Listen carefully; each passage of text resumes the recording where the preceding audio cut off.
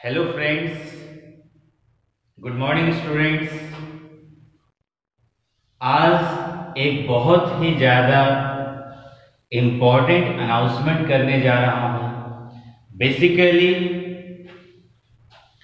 अपना और आपका लॉकडाउन में जो समय बर्बाद हो रहा था और जो बहुत बड़ी संख्या में स्टूडेंट्स डिमांड भी कर रहे थे कि सर कब फिजिक्स का वीडियो अपलोड करेंगे, उसके बारे में बताइए। तो आज से स्टूडेंट मैं फिजिक्स स्टार्ट कर रहा हूं और कोई झूठा भौकाल नहीं, फेक बातें नहीं कि हम ये करेंगे वो करेंगे, नहीं, सीधे पॉइंट टू पॉइंट बात। स्टूडेंट्स, आज तक यदि आपको कभी भी फिजिक्स कठिन लगता होगा, आई प्रॉमिस, मैं इतना तो गारंटी आपको दे देता हूं कि समझना सिखा दूंगा। मेरा कोई लेक्चर आप भूल नहीं पाएंगे। प्रैक्टिकल आपको करना फिजिक्स का सिखा देंगे, practically knowledge. So student, without wasting our even single minute of time, we will start directly 12th physics. सीधे फिजिक्स की बात करते हैं। तो 12th फिजिक्स में, हाँ, जो लोग नए हों, हर बार की तरह उनका एपेक्स क्लासेस चैनल पे बहुत बहुत स्वागत है, और जो लोग एपेक्स क्लासेस फैमिली का हिस्सा बन चुके हैं उनका भी स्वागत है। तो स्टूडेंट्स, आगे बढ़ते हैं। 12th physics. 12th फिजिक्स में जो पहला यूनिट हमको पढ़ना है, ध्यान देते रहिएगा, इलेक्ट्रोस्टैटिक्स। हिंदी और इंग्लिश मीडियम का कोई घबराएगा नहीं, केवल मैं समझा दूंगा, पहले आप समझ लेंगे। जिनको साथ साथ नोट्स बनाना होगा, हिंदी और इंग्लिश दोनों लैंग्वेज में मैं बोलता हूं, तो आप वीडियो को पॉज करते हुए नोट्स बना लोगे, या बाय चांस पहले समझना है तो लेक्चर के लास्ट में हिंदी और इंग्लिश मीडियम के लिए नोट्स लिखा हुआ मैं अवेलेबल करा दूंगा। इलेक्ट्रोस्टैटिक आपके बोर्ड एग्जाम में कितने मार्क्स का आता है? 8 मार्क्स। स्थिर वैद्युतिकी, ये आपका 8 नंबर का। अगर मुझे डायरेक्ट पढ़ाना होता तो मैं यहीं से डेफिनेशन देने लगता, पर ऐसा नहीं। आप जानिए, हम आपको अभी इसमें बता दें कितने चैप्टर आपको पढ़ने हैं। इस यूनिट में 4 चैप्टर पढ़ने हैं। पहला चैप्टर जो है electric charge and electric field, Hindi में वैद्युत आवेश तथा वैद्युत क्षेत्र। अभी से बता दें, पूरे इलेक्ट्रोस्टैटिक को अगर सीखना है तो इसके ऊपर कमांड कर लेना, आवेश के ऊपर। जिसको आवेश समझ आ गया, जिसको चार्ज समझ आ गया, पूरा इलेक्ट्रोस्टैटिक आ जाएगा। और दूसरा चैप्टर जो आपको पढ़ना है, गॉस का प्रमेय, गॉस थ्योरम, ये आपको दूसरा चैप्टर पढ़ना है। हिंदी में गॉस का प्रमेय, अलग अलग बुक्स में अलग अलग चैप्टर्स भी दे देता है, मेन है पूरा कंसेप्ट आपको पता चले। तीसरा chapter electric potential, electric potential, वैद्युत विभव। इसी प्रकार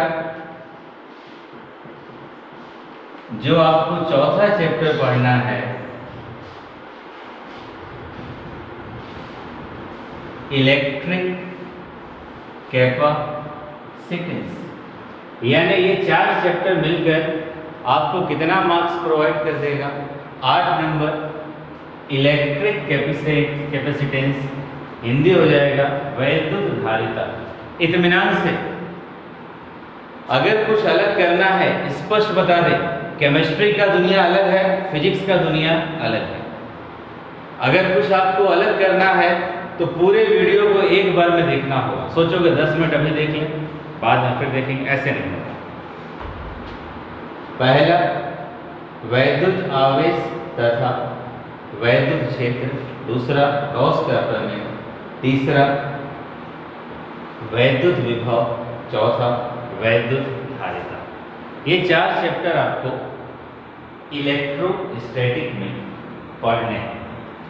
एक एक करके हम लोग आगे बढ़ते हैं, और एक एक करके आगे बढ़ने का मतलब आप सब जान रहे हैं कि अब हम कौन सा चैप्टर शुरू करने जा रहे हैं। तो बताइए कौन सा chapter? Electric charge and electric field. तो स्टूडेंट्स, मैंने पहले ही बोला था कि आवेश, अगर आवेश आपको समझ लग गया तो समझिए सब कुछ आपको आ गया। तो आप मुझे बताइए चार्ज क्या होता है, आवेश हम किसे कहते हैं? अपने दिमाग में सोचिए और बताने का प्रयास करें। आवेश का नाम सुनते ही, जहां तक मैं समझ पा रहा हूं, अधिकांश लोग प्लस और माइनस की बात करने लगते हैं। आवेश है तो धन आवेश हो गया, ऋण आवेश हो गया। नहीं, वो तो आवेश का प्रकार हुआ। फिर मैं तुमसे पूछूं कि प्लस वाला अगर प्लस है, माइनस वाला माइनस है, तो क्यों? यानी मैं इस लेक्चर में क्या तुम्हें पढ़ाऊंगा, जो टॉपिक मैं पढ़ाऊंगा उसे देख। पहला मैं आपको टॉपिक जो डिस्कस करूंगा, चलिए मैं यहां लिख देता हूं। आज के टॉपिक जो मैं बहुत ज्यादा डिस्कस करने वाला हूं, टॉपिक्स कवर। कोशिश करेंगे, बहुत लंबे वीडियो हो जाते हैं तो अपलोड करना मुश्किल हो जाता है, सब काम अकेले ही करते हैं। टॉपिक्स कवर कौन कौन सा? पहला टॉपिक हिस्ट्री ऑफ चार्ज, यानी आवेश का इतिहास जानेंगे क्या होता है, आवेश कहां से आया। उसके बाद दूसरा टॉपिक टाइप्स ऑफ चार्ज,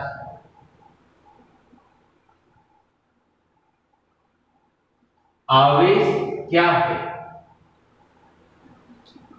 इसी प्रकार तीसरा टॉपिक आवेश को कैसे उत्पन्न किया जाता है, और चौथा टॉपिक आवेश का बेसिक स्रोत क्या है। तो एक एक करके हम लोग डिस्कस करते हैं। तो सबसे पहले आवेश का इतिहास। तो मेरा क्वेश्चन वहीं पर है, आवेश क्या है, व्हाट इज चार्ज। तो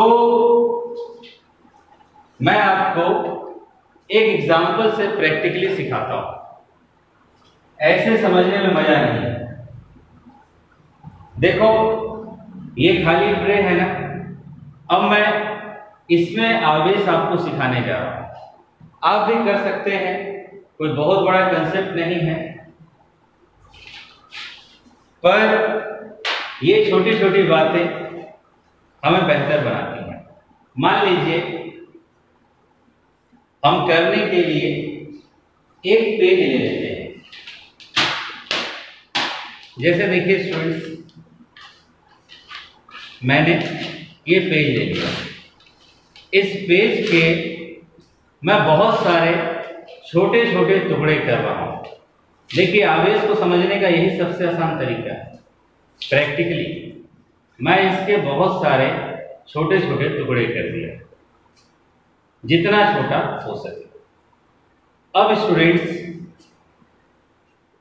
मैंने इन टुकड़ों को यहां पर रख दिया, ध्यान देते रहें।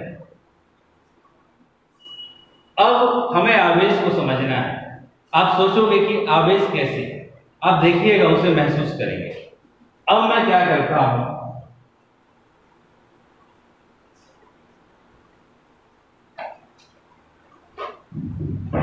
एक बैलून मैंने ले लिया। इस बैलून का क्या काम है, अभी आप देख लीजिए। इस बैलून को मैं इस ट्रे पे ला रहा हूं, कितना भी दबा रहा हूं, देख लो बैलून को, क्या कोई पेपर सट रहा है? कोई पेपर नहीं सट रहा, यानी आवेश का कल्पना नहीं है। पर आवेश को लाने के लिए हम इस बैलून को देखें, इस बैलून में कुछ लगा नहीं है, अभी कुछ नहीं सट रहा। पर अगर इस बैलून को हम अपने बालों पे रगड़ें, सूखे हुए बाल होने चाहिए, अगर हम इस बैलून को अपने बालों के ऊपर प्रॉपरली रगड़ें, जैसे देखिए मैं रगड़ रहा हूं,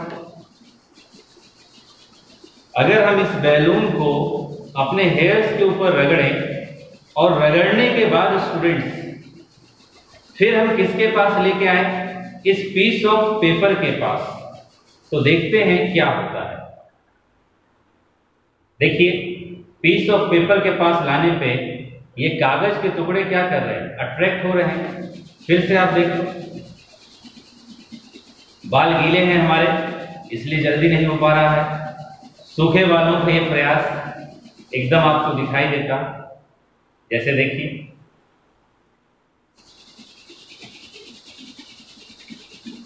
इसे थोड़ा लंबा रगड़ना होगा क्योंकि बाल गीले थे। देखिए, ये चिपकना शुरू हो गया, ये क्या आ गया, आकर्षण आ गया। ध्यान दीजिएगा, ये पेपर्स क्या कर रहे हैं, चिपकने लगे। आप इसको घर पे भी कर सकते हैं, चाहे और कर लीजिए। अपने हेयर्स पे आप इसे कुछ लंबे समय तक भी आप रगड़ लें, अगर बाल गीले हैं। जैसे ही आप इसको रगड़िएगा, उसके बाद देखिए सीधे ये सब क्या होने लगे, अट्रैक्ट होने लगे। देखिए, ध्यान दीजिए, ये पेपर्स के टुकड़े अट्रैक्ट होने लगे।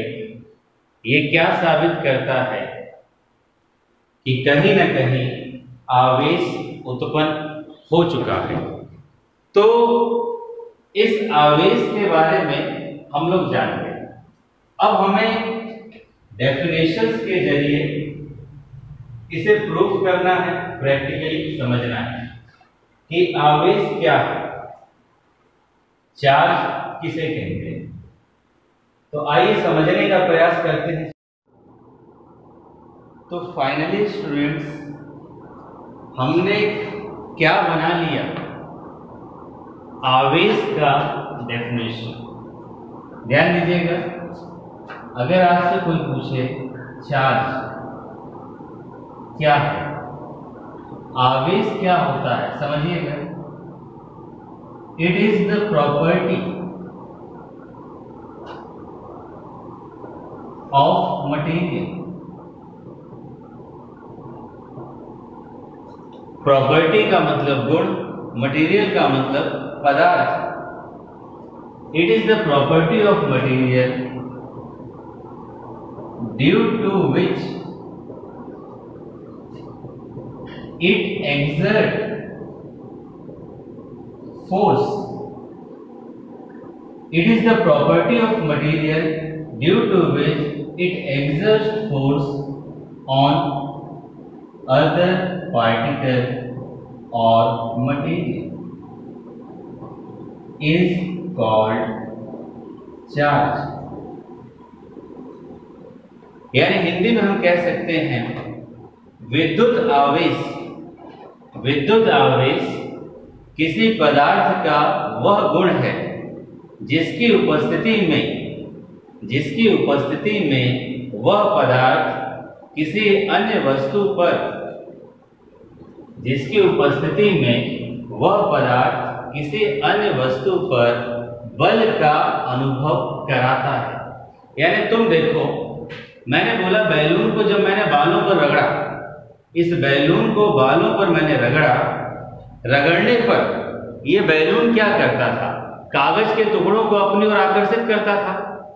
यानी अगर बैलून कागज के टुकड़ों को अपनी ओर आकर्षित कर रहा है, इसका मतलब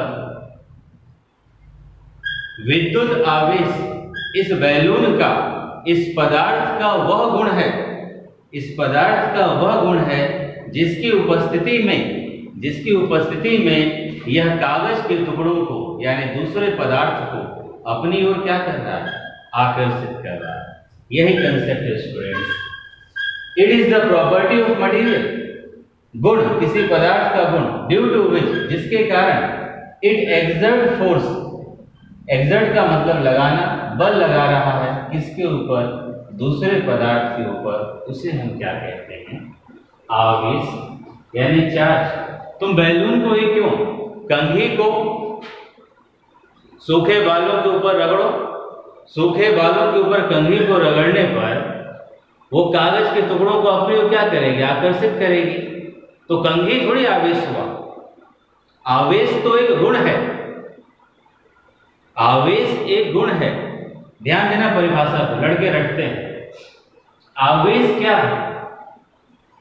विद्युत आवेश, जिसे नोट करना हो कर सकते हो। विद्युत आवेश पदार्थ का वह गुण है जिसकी उपस्थिति में वह पदार्थ किसी अन्य वस्तु पर, जिसकी उपस्थिति में वह पदार्थ किसी अन्य वस्तु पर किसका अनुभव कराता है? बल का अनुभव कराता है, आकर्षण का अनुभव कराता है। वही क्या कहलाता है? आपका आवेश। अब हमें ये पता चल गया कि आवेश ये होता है। समझने का तरीका हमें अब कंफर्म हो गया कि आवेश क्या है। यदि ये मार्कर कागज के टुकड़ों को आकर्षित करने लगे तो आप बोलोगे इस मार्कर पदार्थ का गुण है, जिस कारण वह दूसरे पदार्थ कागज के टुकड़ों पर बल लगा रहा है। तो उसी गुण को क्या नाम दे दो? आवेश। अब आवेश हम पहले से जानते हैं तो इसका इतिहास समझना बहुत आसान होगा। देखो, इसका इतिहास आपके बोर्ड एग्जाम में नहीं पूछेगा, कोई नहीं पूछेगा कि आवेश का इतिहास है, पर इसका हिस्ट्री हमें यह बतलाता है कि कैसे चार्ज का या किन वैज्ञानिकों ने चार्ज की खोज में योगदान दिया।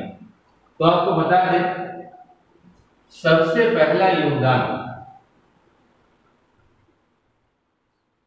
यूनान के वैज्ञानिक, ग्रीक के वैज्ञानिक थेल्स का।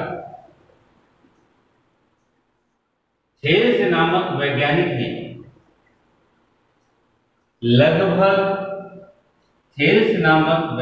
ने कब बताया था? लगभग 600 वर्ष पूर्व, या कुछ जगह 700 लिख देता है, लगभग 600 से 700 ईसा पूर्व, BC। ईसा पूर्व का मतलब ईसा मसीह के जन्म से पहले, बिफोर क्राइस्ट बर्थ। थेल्स नामक वैज्ञानिक ने लगभग 600 वर्ष ईसा पूर्व यह बतलाया था कि एक पदार्थ है। क्या बतलाया था? एक पदार्थ है। कौन सा पदार्थ? एम्बर पदार्थ। यानी उन्होंने बताया कि एम्बर का छड़ ले लीजिए, इस एम्बर के रॉड को या इस एम्बर पदार्थ को आप रेशम के कपड़े पर, समझ लेना, जानते सब हैं पर सही तरीके में जानना जरूरी है। इस एम्बर पदार्थ को रेशम के कपड़े पर या बिल्ली की खाल पर जब हम रगड़ते थे तो रगड़ने पर इस पदार्थ में एक विशेष तरह का गुण आ जाता था, जिस गुण के कारण वह कागज के छोटे छोटे हल्के टुकड़ों को अपनी ओर आकर्षित कर लेता था। इस बात को किसने बताया? थेल्स नामक वैज्ञानिक ने। इनका मैथ में भी योगदान है। या पहले जो लोग ऑलराउंडर होते थे, खाली वो एक सब्जेक्ट तक सीमित नहीं रहते थे, सब कुछ डिस्कस करते थे। थेल्स का मैथमेटिक्स में भी योगदान है। ये छोटे छोटे कागज के टुकड़ों को, पेपर पीसेस को क्या कर लेता था? अट्रैक्ट कर लेता था। इतनी बात हमें किसने बताई? थेल्स नामक वैज्ञानिक ने। इसका बाद इनका लगभग कहानी समाप्त हो गया। अब आप कल्पना करो, कहानी समाप्त हो गया। अब यहां से लगभग 2000 वर्षों के बाद, यह जानना जरूरी है, आफ्टर 2000 years, यानी थेल्स के बताने के 2000 वर्ष तक स्टूडेंट्स किसी वैज्ञानिक का इस ओर योगदान नहीं गया। 2000 वर्षों के बाद रानी एलिजाबेथ के, ब्रिटेन की महारानी रानी एलिजाबेथ के पारिवारिक डॉक्टर थे डॉक्टर गिलबर्ट।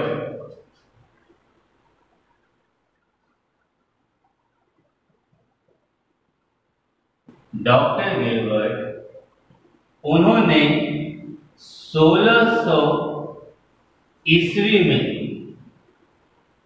यानी थेल्स के बाद 2000 साल लगे, उन्होंने 1600 ईस्वी में ये बताया कि जिस तरह एम्बर की ही तरह और पदार्थ जैसे चमड़ा, लेदर, सल्फर, एबोनाइट,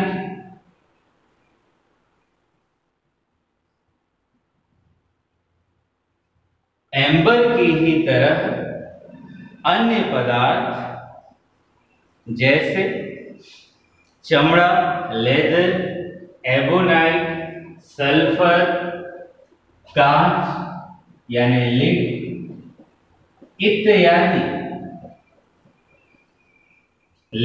इत्यादि भी एम्बर की तरह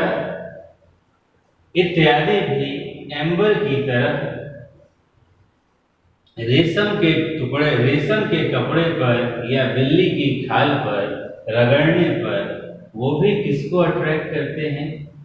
छोटे छोटे पेपर के पीसेस को। देख लो, तुमको चार्ज मैंने पहले बता दिया, पर अभी तक चार्ज का नाम ना तो थेल्स ने लिया, ना तो डॉक्टर गिलबर्ट ने। इतना बताने के बाद डॉक्टर गिलबर्ट का कहानी समाप्त हो। अब इसके बाद फिर से तीसरे नंबर पे स्टूडेंट, बहुत समय लगा है साइंस को खोजने में, 46 वर्षों का समय लग गया। आफ्टर 46 इयर्स, यानी 1646 में वैज्ञानिक सामने आते हैं। उनका नाम है सर थॉमस ब्राउन। क्या नाम है स्टूडेंट? Sir Thomas brown. इन्होंने बताया सन 1646 में सर थॉमस ब्राउन ने उस अज्ञात कारण के बारे में बात की, उस अज्ञात गुण के बारे में बात की, जिसके घर्षण के द्वारा सर थॉमस ब्राउन ने 1646 में उस अज्ञात कारण के बारे में, उस अज्ञात गुण के बारे में बताया, जिसके घर्षण के द्वारा किसी वस्तु में आकर्षण करने की क्षमता आ जाती है। जैसे बैलून को हमने बालू पे रगड़ा तो बैलून में आकर्षण करने का गुण आ जाता है, उसके बारे में बताया। और उन्होंने उस गुण को कहा इलेक्ट्रिसिटी। यहां से पहली बार किसका चर्चा होने लगा? विद्युत का। उन्होंने उस गुण को क्या नाम दे दिया? इलेक्ट्रिसिटी। और जिस पदार्थ के ऊपर, चाहे एबोनाइट का रॉड हो जाए, चाहे एम्बर का रॉड हो जाए, चाहे प्लास्टिक का रॉड हो जाए, जिस पदार्थ के ऊपर रगड़ने के कारण आकर्षण का गुण आ जाता है, उस पदार्थ को उन्होंने कहा इलेक्ट्रिफाइड, विद्युतमय। उस पदार्थ को उन्होंने क्या कह दिया? इलेक्ट्रिफाइड, विद्युतमय। ये किसकी बात हुई? थॉमस ब्राउन का। समझ लीजिएगा, हमने आपको बताया सन 1646 में सर थॉमस ब्राउन ने उस अज्ञात कारण को, जो नोट करते हो नोट कर लीजिए, सर थॉमस ब्राउन ने उस अज्ञात कारण को, जिसके घर्षण के द्वारा वस्तुओं में आकर्षित करने का गुण आ जाता है, उसे विद्युत नाम दिया। और जिन वस्तुओं में ये गुण आता है, उन वस्तुओं को विद्युन्मय, इलेक्ट्रिफाइड कहा जाता है।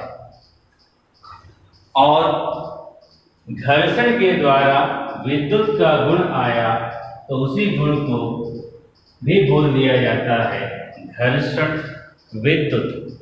क्या बोल दिया जाता है स्टूडेंट्स? घर्षण विद्युत। यानी थॉमस ब्राउन ने विद्युत का और विद्युन्मय का, इलेक्ट्रिफाइड का चर्चा कर दिया। इसके बाद मॉडर्न वैज्ञानिक आते हैं चौथे नंबर पे, बेंजामिन फ्रैंकलिन। बेंजामिन फ्रैंकलिन ने अपनी सुविधा के हिसाब से, उन्होंने, देखिए इन्होंने बहुत सारा, थॉमस ब्राउन ने भी स्पष्ट कर दे, थॉमस ब्राउन ने भी आवेश के बारे में बहुत खोज किया, पर इन्होंने अभी आवेश का जिक्र नहीं किया। बेंजामिन फ्रैंकलिन आते हैं, वो बतलाते हैं, उन्होंने जिसे थॉमस ब्राउन ने इलेक्ट्रिसिटी कहा था, जिसे थॉमस ब्राउन ने, यानी जिस अज्ञात कारण के कारण वस्तुओं में आकर्षण करने का गुण आ जाता है या प्रतिकर्षण करने का गुण आ जाता है, क्योंकि आकर्षण है तो प्रतिकर्षण है, और यदि प्रतिकर्षण है तो आकर्षण है। यानी बेंजामिन फ्रैंकलिन ने बताया उस अज्ञात कारण के कारण जिसमें वस्तुओं में आकर्षण करने का गुण आ जाता है, जिसे थॉमस ब्राउन ने इलेक्ट्रिसिटी कहा था, बेंजामिन फ्रैंकलिन ने उसी को क्या नाम दे दिया? आवेश। यहां से आवेश आया, उसे नाम दे दिया गया चार्ज। और इलेक्ट्रिफाइड यानी जो वस्तु आवेशित हो जाती है, जैसे एबोनाइट का रॉड हो गया, या लेदर, सल्फर, लीड, कांच या एम्बर, जो आकर्षित करता है उस वस्तु को विद्युन्मय, इलेक्ट्रिफाइड कहते हैं। और इसी इलेक्ट्रिफाइड को आज की भाषा में या बेंजामिन फ्रैंकलिन के हिसाब से नाम दे दिया गया चार्ज, आवेशित। अब थोड़ा सा आगे और बढ़े, आगे आपको बताएंगे बहुत डिटेल में। बेंजामिन फ्रैंकलिन ने आवेश के गुणों को व्यक्त करने के लिए, ध्यान देना, मैं बता रहा हूं आवेश के गुणों को, कुछ प्लस माइनस नहीं होता, आवेश के गुणों को व्यक्त करने के लिए पॉजिटिव चार्ज और नेगेटिव चार्ज के बारे में बताया। और बेंजामिन फ्रैंकलिन को फादर ऑफ चार्ज भी कहा जाता है, या कई बार तो इन्हें स्पष्ट रूप से फादर ऑफ इलेक्ट्रोस्टैटिक भी, फादर ऑफ चार्ज या फादर ऑफ इलेक्ट्रोस्टैटिक भी कह दिया जाता है, क्योंकि इलेक्ट्रोस्टैटिक सबका सब किस पर निर्भर है? आवेश पर। आइए एक बार शॉर्ट में फिर से रिवाइज करें, कहां से मैं आगे बढ़ा था। रिवीजन जरूरी है, समझना जरूरी है, लिखना तो बात की बात है। मैं आगे बढ़ा था आवेश से। मैंने आपको बताया इस बैलून को बालों पे रगड़ो, सूखे बालों पे। जब आप रगड़ोगे तो इस बैलून में गुण आ जाएगा कि यार ये कागज के छोटे छोटे टुकड़ों को आकर्षित करने लगा। तो बैलून का वह गुण या किसी पदार्थ का वह गुण जिसके कारण वह किसी अन्य पदार्थ पर बल आरोपित करता है, उस गुण को ही क्या कहते हैं? आवेश। फिर हमें आवेश दिखने लगा तो मैंने उसका इतिहास बताया। लगभग 600-700 ईसा के लगभग 600 वर्ष पूर्व, यानी ईसा मसीह के जन्म से 600 साल पहले, हेल्स नामक वैज्ञानिक ने बता दिया एम्बर को बिल्ली के खाल पे रेशम के कपड़े पर रगड़ोगे तो वो कागज के टुकड़ों को आकर्षित करने लगता है। फिर 2000 वर्ष बाद रानी एलिजाबेथ के चिकित्सक डॉक्टर गिलबर्ट ने बताया 1600 ईस्वी में चमड़ा, सल्फर, गंधक, एबोनाइट, कांच, उसमें भी पेपर के टुकड़ों को आकर्षित करने का गुण आ जाता है जब इन्हें भी रेशम या बिल्ली की खाल पर रगड़ा जाता है। इसके बाद 46 साल बाद सर थॉमस ब्राउन ने बताया वह गुण, यानी जिसे आज की डेट में चार्ज कहते हैं, वह गुण जिसके कारण कोई वस्तु किसी अन्य वस्तु पर बल लगाती है, वही इलेक्ट्रिसिटी। और जिस वस्तु में यह गुण आ गया उसे इलेक्ट्रीफाइड कहते हैं, विद्युन्मय कहते हैं। आगे चल के बेंजामिन फ्रैंकलिन ने और ज़्यादा डिटेल में इलेक्ट्रिसिटी को नाम दे दिया आवेश, और विद्युन्मय को चार्ज आवेशित कह दिया।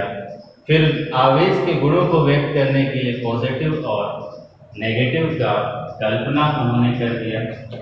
इसी तरह से कंसेप्ट आगे बढ़े। फिर इसके बाद इलेक्ट्रोस्टैटिक का, अब स्टूडेंट्स और यहाँ पर देख लो, शायद दिखाई नहीं दे रहा है, कट जा रहा हो तो मैं लिख देता हूँ। थॉमस ब्राउन ने इलेक्ट्रिसिटी यानी विद्युत और इलेक्ट्रीफाइड विद्युन्मय के बारे में बताया। इलेक्ट्रिसिटी को हम लोग चार्ज कहने लगे और विद्युन्मय को चार्ज आवेश। अब यहीं से हम कल्पना करेंगे इलेक्ट्रोस्टैटिक का। इलेक्ट्रोस्टैटिक क्या है?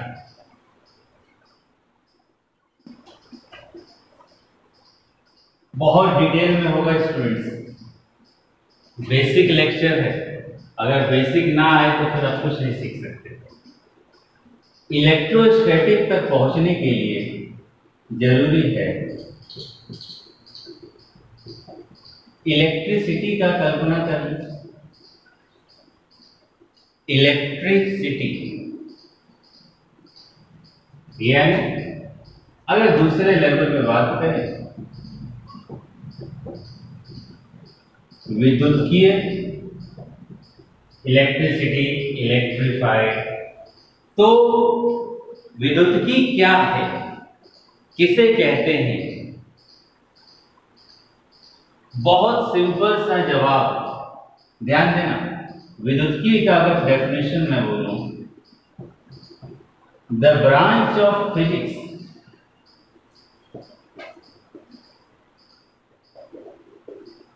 in which the branch of physics in which we study about charge is called electricity, यानी भौतिक विज्ञान की वह शाखा जिसमें हम आवेश का अध्ययन करते हैं। भौतिक विज्ञान की वह शाखा जिसमें हम आवेश का अध्ययन करते हैं उसे क्या कहते हैं? विद्युतीय। ध्यान देना, यानी जब जब इलेक्ट्रिसिटी, जब जब विद्युतीय शब्द सामने आएगा मेरे स्टूडेंट्स के दिमाग में कौन सी बात जाएगी? आवेश, चार्ज। अब देखो यहीं से इलेक्ट्रोस्टैटिक बनता है। यार ये तो डेफिनेशन हो गया। भौतिक विज्ञान का वह शाखा जिसके अंतर्गत आवेश का अध्ययन किया जाता है उसी को विद्युतीय कहते हैं। केवल समझना है। अब हमने आपको बोला इलेक्ट्रोस्टैटिक है क्या? आइए जवाब दे सकते हैं। यदि मेरा आवेश रेस्ट में है, ध्यान देना स्टूडेंट, मेरा आवेश रेस्ट में है, स्थिर है, रुका हुआ है, गति नहीं कर रहा है, तो वही कहलाता है इलेक्ट्रोस्टैटिक। परिभाषा बनाओ। इलेक्ट्रिसिटी का मतलब भौतिक विज्ञान की वह शाखा जिसमें आवेश का अध्ययन किया जाता है। भौतिक फिजिक्स की वह शाखा जिसमें आवेश का अध्ययन किया जाता है वही इलेक्ट्रिसिटी। अब मैं कहता हूं मेरा इलेक्ट्रिसिटी यानी मेरा चार्ज किसमें है? रेस्ट में है। तो क्या मैं बोलूंगा? भौतिकी का वह शाखा, फिजिक्स की वह शाखा, the branch of physics in which we study about charge and that charge is in rest, यानी भौतिक विज्ञान की वह शाखा जिसमें हम आवेश का अध्ययन करते हैं और मेरा आवेश रुका हुआ है, स्थिर है, उसी को नाम दिया जाता है इलेक्ट्रोस्टैटिक। स्थिर वैद्युतिकी, नाम और आंसर, स्थिर वैद्युतिकी। खुद देखो ना, वैद्युतिकी यहां भी है। तो ये तो हमने बात कर लिया।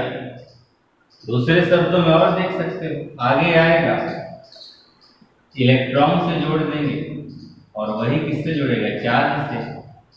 किसमें है? रेस्ट में है, यानी मेरा इलेक्ट्रॉन या चार्ज रेस्ट में है। तो the branch of physics in which we study about charge and our charge is in rest, वही क्या है? इलेक्ट्रोस्टैटिक। भौतिक विज्ञान की वह शाखा जिसमें आवेश का अध्ययन किया जाता है और आवेश स्थिर होता है उसी को कहते हैं स्थिर वैद्युतिकी। अब आवेश तो रेस्ट में हमने समझ लिया। अब अगर हम आपसे कहें कि नहीं नहीं हमारा आवेश गति करने लगे, हमारा आवेश क्या करने लगे? मोशन करने लगे, गति करने लगे, तो निश्चित रूप से अगर ये गति करने लगे डायनामिक हो जाएगा। डायनामिक इलेक्ट्रिसिटी तो क्या बन जाएगा? धारा विद्युत, यानी गति विद्युतीय, जिसे हम करंट इलेक्ट्रिसिटी के नाम से जानते हैं। धारा विद्युत के नाम से, धारा का मतलब प्रवाह, प्रवाह का मतलब गति, और इसका नाम दिया जाता है गति विद्युतीय, यानी इसे क्या कह सकते हैं? गति विद्युतीय, यानी गति इलेक्ट्रिसिटी। तो जब आवेश रुका है तो आप कहेंगे इलेक्ट्रोस्टैटिक। फिजिक्स का वह शाखा आसान है बनाना। तुम इलेक्ट्रिसिटी पकड़ लो ना, विद्युतीय इलेक्ट्रिसिटी पकड़ लो। The branch of physics in which we study about charge is called electricity, विद्युतीय। इलेक्ट्रिफाइड, इलेक्ट्रिक टर्म्स बोला जाता है। अब चार्ज अगर मेरा रुक गया तो the branch of physics in which we study about charge, और वो किसमें है, रेस्ट में है, तो क्या कहलाएगा, इलेक्ट्रोस्टैटिक। अगर डायनामिक है, मोशन कर रहा है, धारा विद्युत प्रवाह हो रहा है, गति विद्युत। यानी यहां से अब हमारा स्टार्ट होता है इलेक्ट्रोस्टैटिक।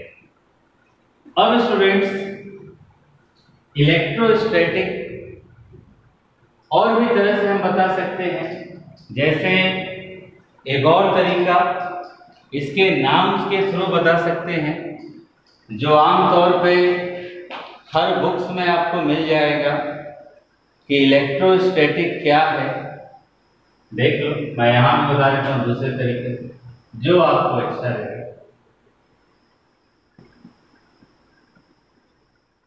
इलेक्ट्रोस्टैटिक, इसमें देख लो दो शब्दों से मिलकर बना। एक शब्द आपका कौन सा हो गया, इलेक्ट्रो, ध्यान दीजिएगा, एक शब्द आपका इलेक्ट्रो हो गया। इस इलेक्ट्रो शब्द का मतलब क्या होता है, चार्ज। और दूसरा शब्द हो गया स्टैटिक। इस स्टैटिक शब्द का मतलब होता है रेस्ट। चार्ज किसमें हो गया, रेस्ट में हो गया, तो क्या बन गया, इलेक्ट्रोस्टैटिक। यानी फिजिक्स की वह शाखा जिसमें आवेश रेस्ट में है, रुका हुआ है, उसका अध्ययन कर रहे हैं, तो वही क्या कहलाएगा, इलेक्ट्रोस्टैटिक। जो लोग डेफिनेशन लिखना चाहो, बहुत बार बोल चुके हैं, अब तक याद हो गया होगा, नहीं तो लिख भी सकते हैं।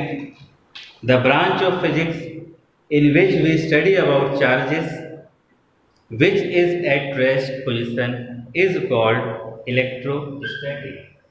मिला लीजिए, the branch of physics in which we study about charges, board पे भी है, and which is at rest position is called electrostatic. Hindi में इलेक्ट्रोस्टैटिक फिजिक्स की वह शाखा है जिसमें हम स्थिर आवेशों के बारे में अध्ययन करते हैं। अब स्टूडेंट्स क्या क्या टॉपिक आज हमने कंप्लीट किया, ध्यान देना, समझना जरूरी है। पहला नंबर आवेश, दूसरा आवेश का इतिहास, तीसरा इलेक्ट्रिसिटी के बारे में बताया, चौथा इलेक्ट्रिसिटी से कैसे इलेक्ट्रोस्टैटिक बना उसको बताया।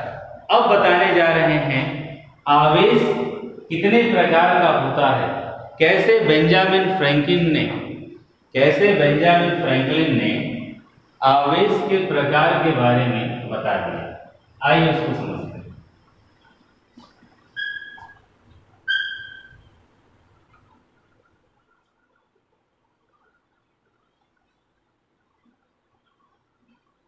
समझते हैं दूसरा topic, types of charge. Hindi वाले लिख सकते हो आवेश के प्रकार, जहां हिंदी परिभाषा आएगा बोल देंगे, या नोट्स में तो मैं प्रोवाइड कर ही दूंगा, आप जानते हैं, समझिए। कुछ केस से समझाता हूं। केस 1 समझिएगा। मैं कहता हूं, मान लो एक गिलास का रॉड ले लिए, मान लीजिए एक गिलास का रॉड, सपोज करो मार्कर है, मान लो गिलास का रॉड होगा। समझना, इसमें रटना, डेफिनेशन मैटर ही नहीं करता। फिजिक्स समझने वाला और बहुत आसान विषय है। मान लो ये मार्कर है, अभी अगर गिलास का रॉड होता और मैं इसको रेशम के कपड़े पे रगड़ता, अगर गिलास के रॉड को रेशम के कपड़े पर मैं रगड़ कर, केस 1 लेना और रगड़ कर इस तरह से छोड़ दे। क्या होता अभी तुमको दिखा चुका हूं शुरू में ही, बैलून को बालों पर रगड़े थे। ये गिलास रॉड, एक रॉड को हमने रगड़ा, इस तरह रख दिया। इसी प्रकार दूसरे रॉड को भी रगड़ते हैं और इस तरह से छोड़ देते हैं। ये भी क्या है? गिलास रॉड। ध्यान देते हैं ना, यहां से मैं बताने जा रहा हूं आवेश 2 प्रकार का हुआ, तो क्यों 2 प्रकार का हुआ, किस वैज्ञानिक ने इसके बारे में बताया, कौन कौन से कंसेप्ट आपको दिए गए। यानी अब इन दोनों गिलास के रॉड को एक दूसरे के समीप लाया जाता है। यार तुम ऐसे सोचो ना चार्ज के बारे में, तो कुछ कपड़े होते हैं शुष्क मौसम में आप स्वेटर वगैरह पहनो या कपड़े वगैरह पहनो तो एक चिट चिट का आवाज आता है, या कुछ विशेष तरह की साड़ियां होती हैं उसमें से आप देख सकते हो चिंगारियां निकलने की तरह आपको प्रतीत होता है, या आकाश से जो बिजली गिरता है, सब किसको? आवेश को भी तो बता रहा है। जब इन दोनों गिलास के रॉड को, यानी गिलास के रॉड को रेशम से कपड़े से रगड़ा, इसे भी रगड़ा, दोनों को समीप लेकर आते हैं, एक दूसरे को रिपल्सन करती है। इत्मीनान से समझ लो, रिपल्सन का मतलब प्रतिकर्षित कर रही है, दूर दूर भगा रही है। केस 2, अब इस गिलास रॉड की जगह मैं कहता हूं एक प्लास्टिक का रॉड ले लो। मान लो रॉड लाने की जरूरत क्या है, मार्कर है, क्या समझिएगा, हिंदी इंग्लिश मुझे बहाने मत बनाना, सही बता रहे हैं। हिंदी और इंग्लिश वाले सर हिंदी बोल दिए, इंग्लिश बोल दिए, मैं बराबर बोलता हूं। मैटर है आप कितना समझते हैं, और लैंग्वेज कभी बैरियर हो ही नहीं सकती नॉलेज में। तो मान लो ये प्लास्टिक का रॉड हो जाता, इसको रेशम के कपड़े पे हम रगड़ देते, प्लास्टिक के रॉड रगड़े, जो कांच का रॉड था या उसकी जगह मैंने प्लास्टिक का रॉड ले। इसी प्रकार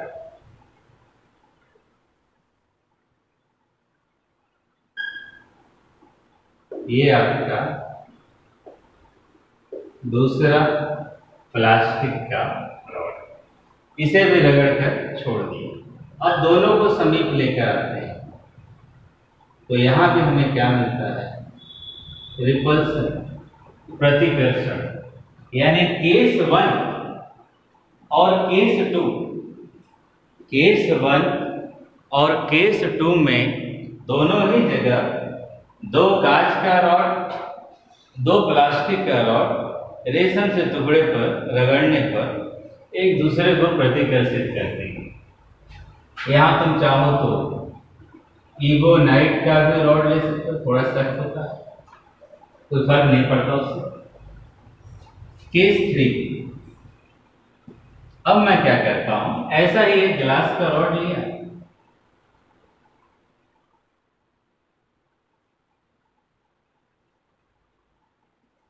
और ऐसा ही सेम वही काम करते हुए एक प्लास्टिक का रॉड लिया। कंसेप्ट तक पहुंचिएगा। यह दुनिया जानती है, सब जानते हैं कि प्लस और माइनस होता है, पर जानना जरूरी है, समझना जरूरी है।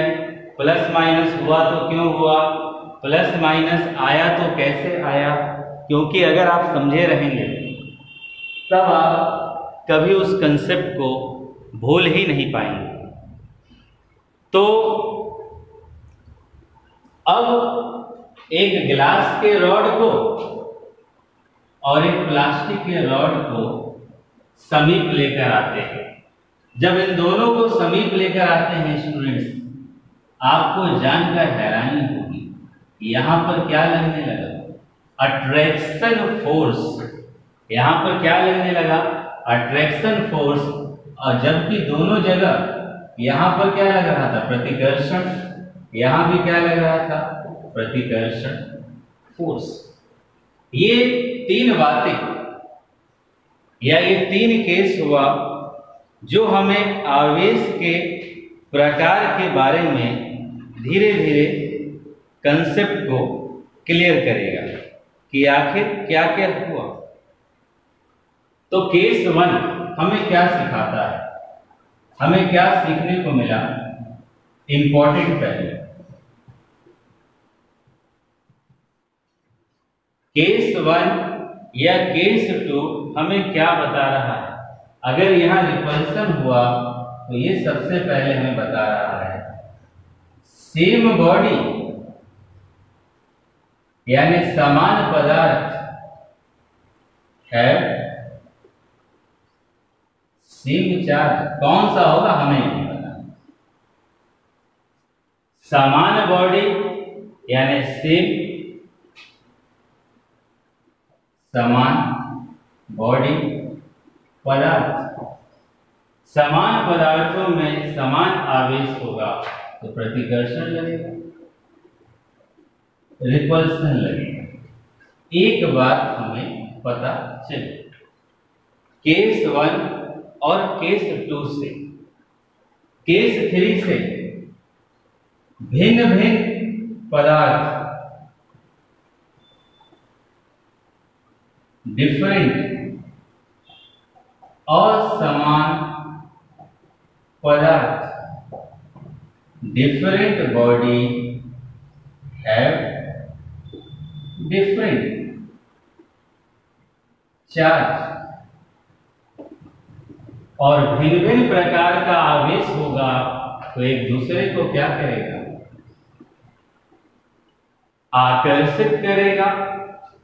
एक दूसरे को क्या करेगा स्टूडेंट्स? आकर्षित करेगा। तो आप देख सकते हैं यानी ये एक दूसरे को क्या करने लगा? आकर्षित, और ऊपर एक दूसरे को प्रतिकर्षित कर रहा है। दो बातें हमें केस 1 केस 2 से हमें पता चली। इसी बात को आधार लेके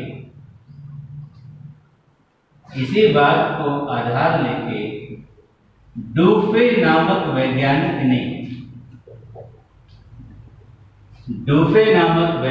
ने बताया चार्ज इज ऑफ 2 टाइप्स। ध्यान दीजिएगा, बेंजामिन फ्रैंकलिन का भी बात नहीं किया। डूफे नामक वैज्ञानिक ने बताया कि आवेश कितने प्रकार का हो गया? 2 प्रकार का हो गया। इसके बाद चौथा काम किसने किया? Naming of charge. स्पष्ट सिर्फ नामकरण, नेमिंग ऑफ चार्ज, आवेश का नामकरण बेंजामिन फ्रैंकलिन ने किया। ये 4 बातें हमें पता चल गई। समान पदार्थों पर समान आवेश होगा, नजदीक ले जाएंगे रिपल्सन करेगा। भिन्न भिन्न पदार्थों पर भिन्न भिन्न आवेश होगा, नजदीक लेके जाएंगे आकर्षित करेगा। इसको आधार लेके डूफे नामक वैज्ञानिक ने बताया कि आवेश कितने प्रकार के संभव हैं? 2 प्रकार के। इसके बाद बेंजामिन फ्रैंकलिन नामक वैज्ञानिक ने, जिन्हें आवेश का फादर भी कहा जाता है, कई बार इलेक्ट्रोस्टैटिक का फादर भी कहते हैं, उन्होंने बताया, इनको नाम दिया कि जो आवेश हैं 2 नाम दे दिया। क्या क्या नाम दे दिया? मैं लिख देता हूं। धन आवेश, केवल नाम दिया, कोई वहां प्लस नहीं मिलता है, यानी पॉजिटिव चार्ज। उसी प्रकार दूसरा ऋण आवेश, नेगेटिव चार्ज, यानी धन आवेश और ऋण आवेश नाम किसने दिया? बेंजामिन फ्रैंकलिन ने दिया। यहाँ से हमें ये पता चला कि आवेश कितने प्रकार का हो गया? 2 प्रकार का आवेश हो गए। अब स्टूडेंट्स, कहां से ये आवेश आता है? कॉज ऑफ चार्ज,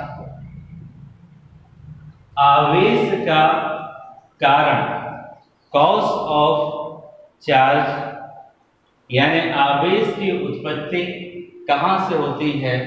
और मैं थोड़ा सा इसमें ये भी आपको बता देना चाहता हूं कि कल को आपके दिमाग में ये बात जा सकती है किसके ऊपर प्लस है किसके ऊपर माइनस।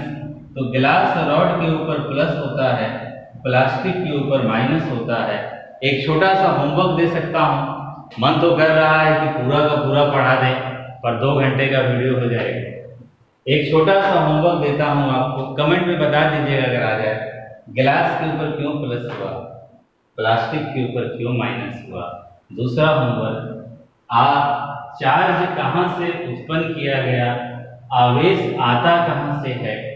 तो लास्ट में स्टूडेंट्स, पूरे लेक्चर को मैं एक बार प्रयास करता हूं, शॉर्ट में आपको रिवाइज करा देता हूं क्या कंसेप्ट है। आइए देखते हैं, रिकॉल करें, केवल समझना है। इलेक्ट्रोस्टैटिक 8 नंबर का आपके बोर्ड में पूछेगा, ये तो पता हो गया। 8 में 8 नंबर लाने की तमन्ना सबकी होती है यार, तमन्ना सब करते हैं पर मिलती नहीं है सबको, तो उसके लिए मेहनत करना होगा। तो सबसे पहले इलेक्ट्रोस्टैटिक में मैंने आपको बताया चार्ज के बारे में, किसी वस्तु का, किसी पदार्थ का वह गुण जिसके कारण वह अन्य वस्तु पर बल लगाता है उसे चार्ज कहते हैं। फिर आवेश का इतिहास बताया, ईसा मसीह से जन्म से पहले लगभग 600 से 700 वर्ष पूर्व थेल्स नामक वैज्ञानिक, दिमाग में सोचते जाओ, थेल्स नामक वैज्ञानिक थे। वो केवल फिजिक्स के नहीं थे, वो गणित में भी थे।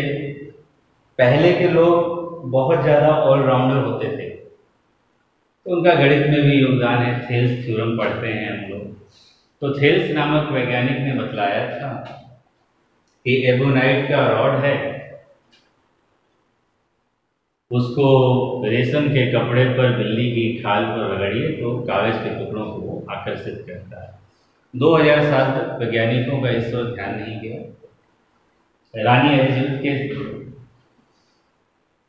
एलिजाबेथ के फैमिली डॉक्टर थे डॉक्टर गिलबर्ट, उन्होंने 2000 वर्ष बाद 1600 ईस्वी में बताया कि एम्बर ही नहीं, गंधक, चमड़ा, कांच, सल्फर, ये सब भी बिल्ली की खाल पर या रेशम के टुकड़े पर रगड़ने पर कागज को आकर्षित करने का गुण रख लेता है। इसके बाद 46 साल बाद 1646 में सर थॉमस ब्राउन ने बताया उस अज्ञात कारण को जिसके कारण कोई वस्तु किसी दूसरी वस्तु पर बल लगाती है, आकर्षण या प्रतिकर्षण करती है, उसे इलेक्ट्रिसिटी नाम दिया। पहली बार नाम आया 1646 में, आज तक चल रहा है इलेक्ट्रिसिटी।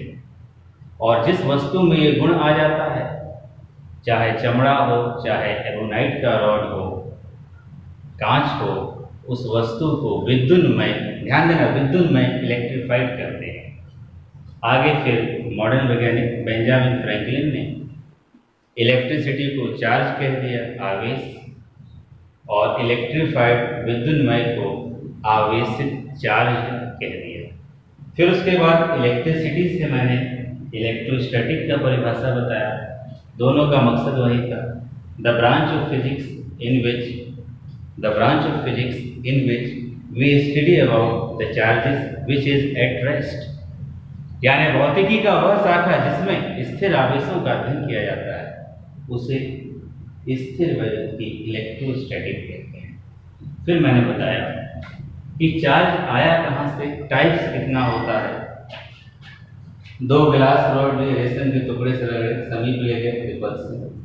प्लास्टिक रॉड में भी वही काम, रिपल्सन, पर ग्लास और प्लास्टिक में अट्रैक्शन हो गया। इसके आधार पर पता चला समान पदार्थों में समान चार्ज होगा, प्रतिकर्षण करेंगे, भिन्न भिन्न पदार्थों में भिन्न चार्ज होगा, आकर्षण करेंगे। इसके आधार पर ड्यूफे नामक वैज्ञानिक ने बताया चार्ज दो प्रकार का ड्यूफे ने बताया था। नामकरण किसने किया? बेंजामिन फ्रैंकलिन ने। एक को धन आवेश, एक को ऋण आवेश। मेरा क्वेश्चन था गिलास रॉड क्यों पॉजिटिव, प्लास्टिक रॉड क्यों नेगेटिव, चार्ज आया कहाँ से? खोजिएगा। ये एक मेरा छोटा सा प्रयास है स्टूडेंट्स, एक बहुत छोटा सा प्रयास है लॉकडाउन में आपके समय को और अपने समय को यूज करने का। अगर आप इस प्रयास से संतुष्ट हैं, आपको समझ लगता है, जितने लोग वीडियो को देखें, इट्स माय रिक्वेस्ट वो लोग चैनल को सब्सक्राइब करेंगे। अगर उन्हें पसंद आता है तो अपने कमेंट के जरिए अपनी फीलिंग्स को बताएंगे, क्योंकि आपकी फीलिंग्स जानने के बाद ही हमारी भी इच्छा होती है कि और वीडियो आपके लिए बनाएं। उम्मीद है सबको अच्छा लगा होगा। Best of luck. Thank you students. Next class में कंटिन्यू करें।